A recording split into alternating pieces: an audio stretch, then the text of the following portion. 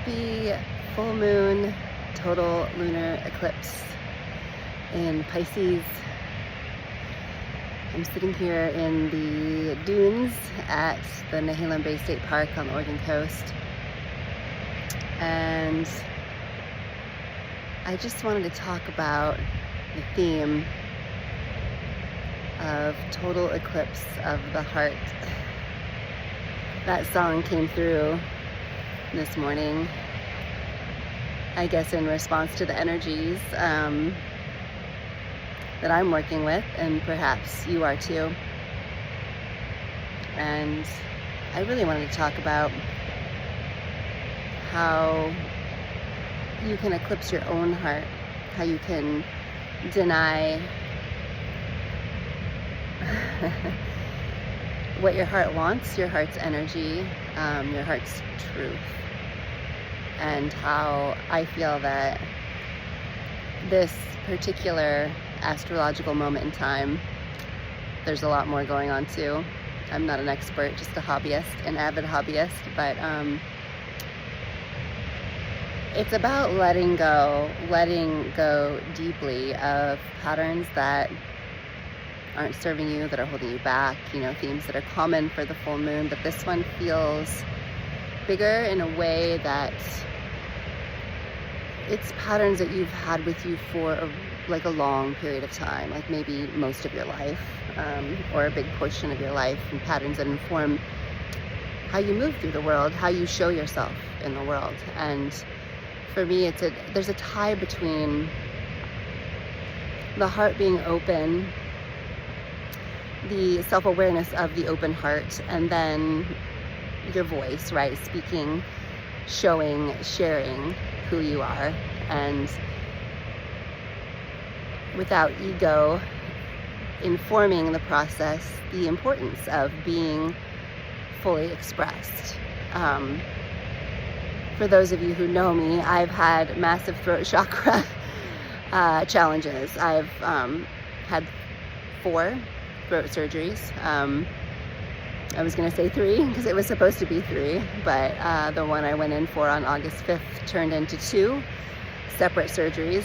One laparoscopically that had a complication, required me to have a 3rd cut on my neck. So I have 2 scars here and 1 here, which is still healing. It's still tender and pink and a little swollen, but healing nicely. But it looks almost like I have pathways on my throat, and it's like, what's the significance of that? Like, what does that mean for me? They're like these lifelines in my throat, and they represent moments of healing, which come from moments of opening, right? Literally, in my case. But I've always made these surgery portals about spiritual growth, because they had to be, they had to be about that for me to feel strong and solid in the decision to move forward with them. Having your throat cut is scary, and it's a tender spot, and there's so much there that can be damaged. And in fact, my first surgery, which was to remove a tumor that was benign, that was back in 2016, so 9 years ago. That one did damage my throat, which is why I've had the other surgeries. So the left side of my throat is completely paralyzed. And honestly, the fact that I'm speaking so well is kind of a miracle. I did have a surgery to re-innervate the vagus nerve, which is what was damaged. And the vagus nerve runs, from your head all the way down through your body and controls a lot, like your heart and your breathing and your digestion and your ability to relax.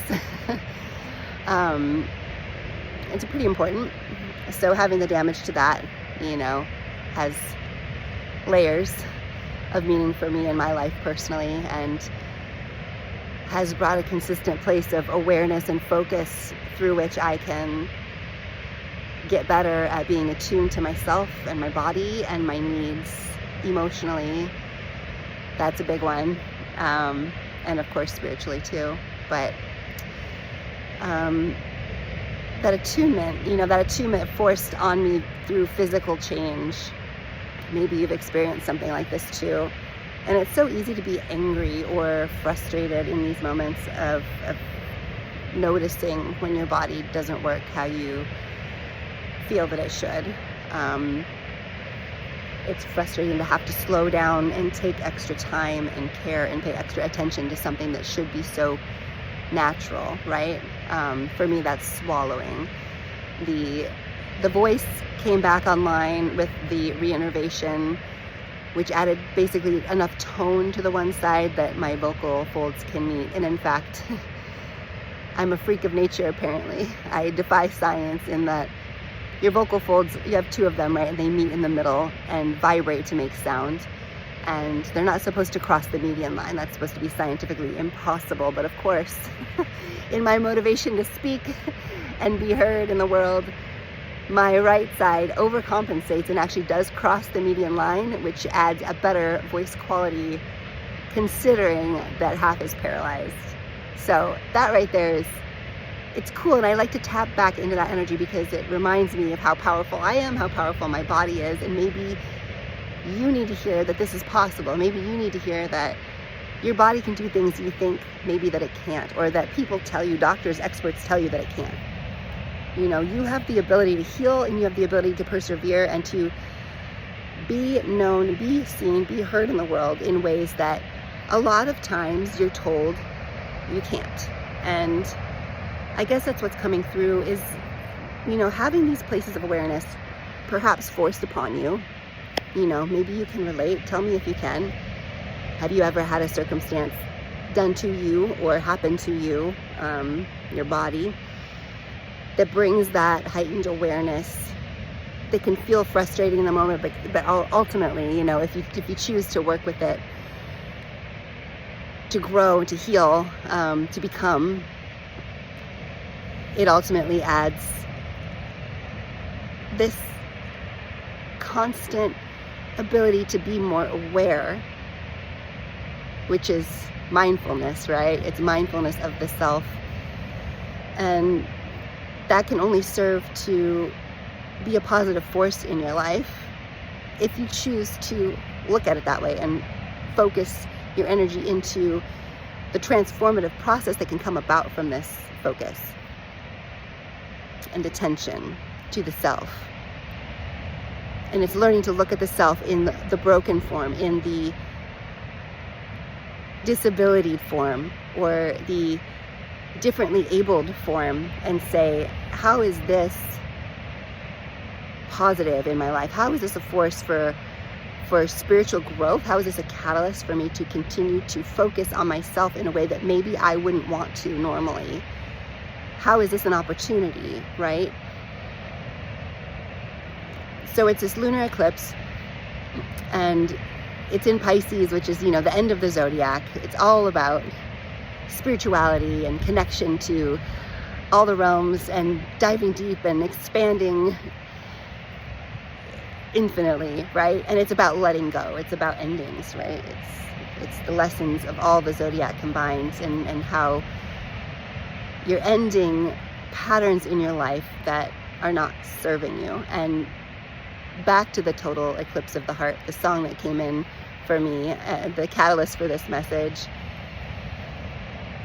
How can you let go of patterns that are denying you access to your heart's truth, your heart's freedom? What are you no longer willing to hold on to?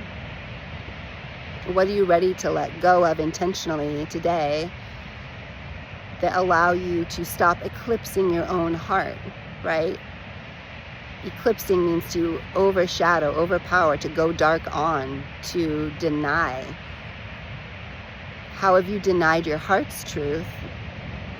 And what's one way you're willing to shift through your old patterning to allow more openness in your heart?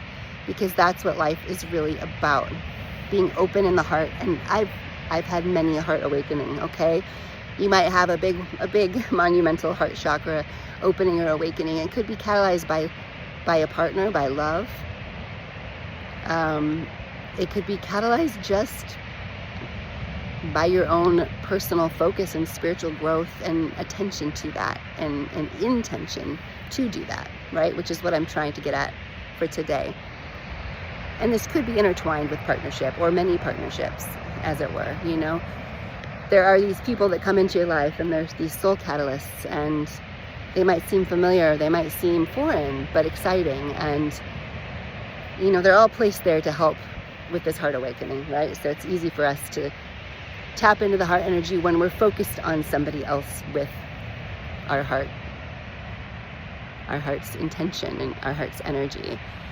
And what's beautiful is learning to maybe take that inspiration or take that catalyst that shows up as a person, and then turn the energy and the focus back on yourself, and make the growth that you're feeling, inspired perhaps by somebody else, really about yourself, and turning your energy back to yourself, so that this growth is about your own heart's truth, your own self-love, self-acceptance, despite what anybody else is doing around you. Because even the greatest love catalyst is going to let you down.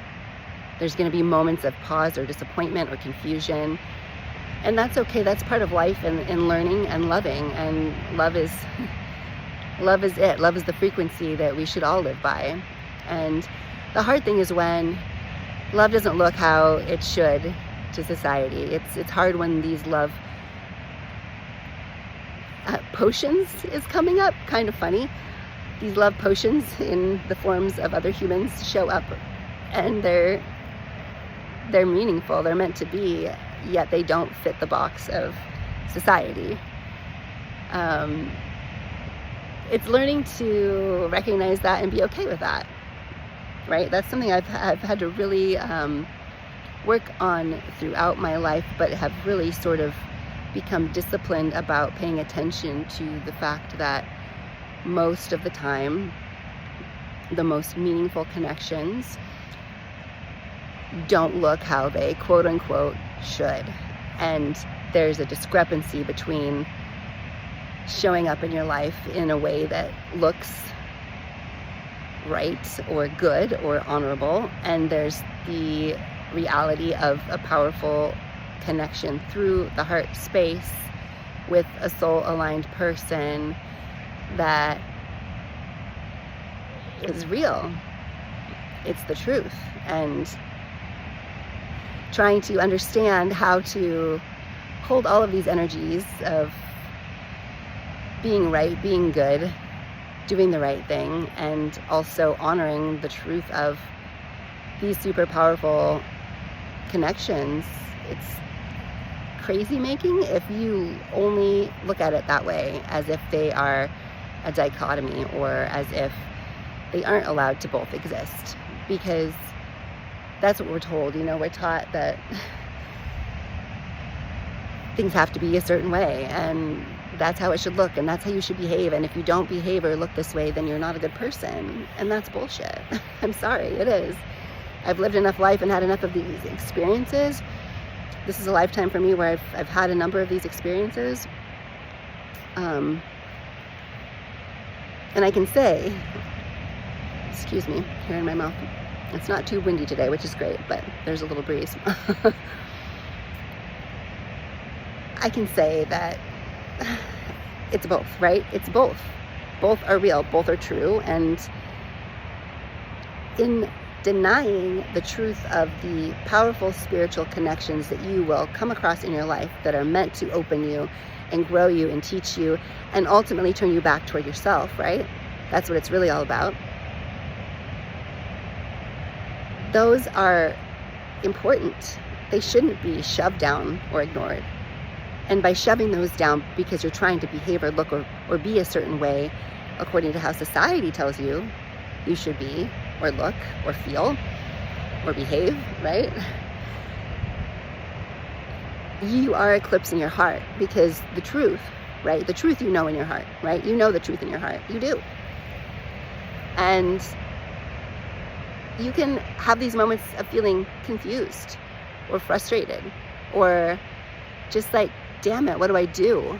But you do actually know in those moments, you might say to yourself, like, I don't know what's real. I don't know what the right answer is. I don't know what I should choose or who I should be or how I should be in the world. I don't know what I feel. And that's the dangerous part, because you actually do. It's just allowing the existence of having multiple types of feelings and impressions and reactions and movements within yourself, your soul, your heart at once. And it's acknowledging that it's not meant to be tidy. It's not meant to be clean and cut and dry. That's not real, okay? In a universe of multi-dimensions, which I tap into more and more as time goes on. I'll save that for another talk, but let me tell you, if you're here, you're probably feeling the same. You're probably starting to actually recognize your presence in different timelines in a very real, tangible way. Okay, we'll talk about that maybe next time. But if you're living in this spiritual openness, heart openness, you have the availability of a large spectrum of reality, right? What is reality? If you're feeling it and you're inspired by it and you are growing from it and it's a lesson for you and you know it's a lesson and you're intentionally walking through it as this place of beauty and opening and growth, it's not wrong. And telling yourself it is wrong is harmful to your heart. It's the eclipse of your heart. It's the denial of what is real for you. And that's a form of denial that's so common and it's so harmful. It's harmful physically, I'm hearing. It's a cause of illness. It's a massive cause of illness. Creating this block to your heart, shoving it down, shoving yourself down, and living from a place of, ooh, this is good. Living from a place of consistently denying your heart's truth, consistently shutting yourself down, shoving your true feelings down, because you know your true feelings. It's not like it's a mystery. It's not like you're confused, really. If you really are honest with yourself and you can feel however you want to feel with no judgment, tap into that. Close your eyes and take a breath and tap into that, right? You know how you feel. You know what's real for you. You know that what's real in your heart is the deepest real. It's the deepest reality. And what we feel within ourselves is more important and more valid than what's happening around us. Okay? It really is. And I'm not saying to go out there and be a harmful person or to do things that are going to hurt people, I'm just saying that sometimes in life, things are blurry. Things are braided together in ways that feel unclear or messy or confusing. And for me, the emotion I'm coming up against recently is frustrating. Because it's like, you know your truth. I know my truth. I'm tapped into it. I'm locked into it. Yet circumstances arise where I feel asked to swallow that down. I've consistently felt asked to swallow my truth down, which is an interesting thing to hear myself saying as I acknowledge my paralyzed throat and my swallowing disability. Interesting. See? Physical outcomes to eclipsing your heart. Somebody needed to hear that as much as I did, telling my own self. But that's what I want to leave you with, okay? I'm in this beautiful, natural place, feeling the intense vibe of the moon, feeling so open and so inspired. Has anyone else not been sleeping, by the way? This eclipse, like, I would say that the last whole week for me has been a bit intense as far as waking up at 4 to 5-ish every morning, feeling the energy and like having messages come in and just not being able to sleep. It's normal, but hopefully with the settling of these energies and the release, right? The release that we're all being called to do, to have, to give, right? To give up the energy. We're being asked to give up as a gift, as an offering. Think of it like that. Think of this energy isn't serving me, so I'll offer it to nature, to space, to the universe, to God, however you want to say it, to be transmuted. Some of y'all are transmuters like me, that's for sure. You do a lot of work in your sleep, a lot of dreams. Pay attention to the dreams and the messages in them and those whispers of your heart's deepest truth, because that is really what you're being asked to listen to and to understand. And the greatest gift for yourself is to understand your heart and to honor your heart. What a more beautiful energy, a more beautiful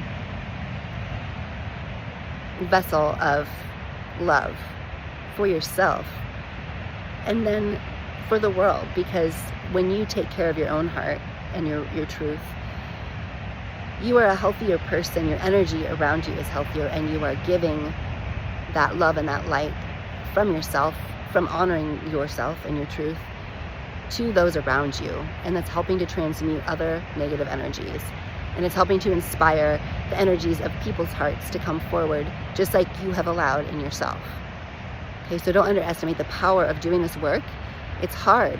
It's hard to get out of the thinking, rational mind that tries to tell you how to be, what to do, how to feel. Okay? It's hard to do that. I get it. Okay? I am like a massive overthinker, and I've trained myself over the years to really try not to be here so much and to be here. And I think with each iteration of this awakening, it's easier to be here. It's easier to feel from here and to go with it and to be open and fluid. That's another thing. My emotions have been really fluid lately, which is something I've struggled with in the past, being fully open and vulnerable and showing those emotions, because I've always felt like I had to be strong. I've had many people tell me I'm the strongest person they know. And I like that, I like that reflection, but I also feel like there's a part of that that's self-harmful, because if I'm always strong, then I'm not allowing the full spectrum of emotions, of feelings to come forward. And I'm not allowing my heart to rest, right? And so it's these places of self-awareness that happen when you pay attention to your heart and what it needs. Like, what do I actually feel like I need? Do I need a nap, or do I need to go sit in a sand dune and talk to people about my lessons? Do I need the ocean? Do I need the forest? Do I need whatever it is that you need? An amazing meal, okay? To dance it out, to listen to some beautiful music or make some beautiful music. Tap into what you feel joyful about and let yourself have it. Let yourself feel into the energies of what makes you feel happy, because I promise you, telling yourself the truth, right? Recognizing your heart's truth and living more from that truth and honoring that truth within yourself and nurturing through joyful activities, through rest. It's only positive. It's going to be extremely physically, mentally, emotionally, and spiritually positive to you, but also those around you, okay? Because that magnetism of your own heart is going to inspire the transformation and the magnetism of other people's hearts around you. Okay, so don't eclipse your heart. Vow to let go of some energies that are forcing you to do that. Think about, have a thought practice around things not being perfect, lines being blurred, themes and people and energies and truths being braided. It's all real. And the deepest reality, the deepest truth of your heart should not be denied. Okay? Your health depends on it. Your life depends on it. If we can all tap into that and live more freely from our heart space, I believe fully that our world is going to change how it needs to change. Okay, love you.